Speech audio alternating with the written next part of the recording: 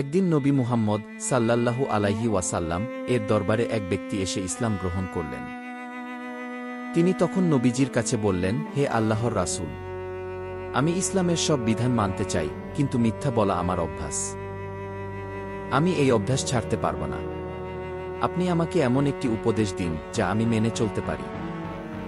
রাসূলুল্লাহ সাল্লাল্লাহু আলাইহি ওয়াসাল্লাম তাকে বললেন, তুমি শুধু একটি প্রতিজ্ঞা করো, কখনো মিথ্যা বলবে না। কি?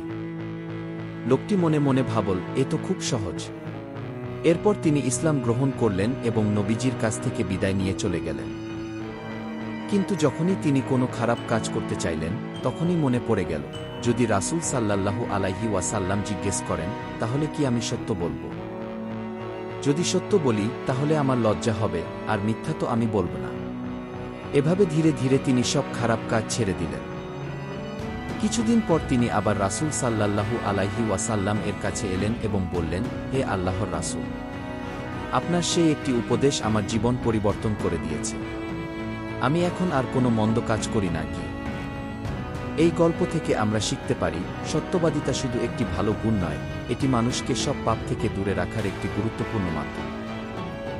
রাসূল সাল্লাল্লাহু আলাইহি ওয়াসাল্লাম বলেছেন, তোমরা সত্য কথা বলো, কারণ সত্য ন্যায়ের দিকে টানে এবং ন্যায় জান্নাতের দিকে।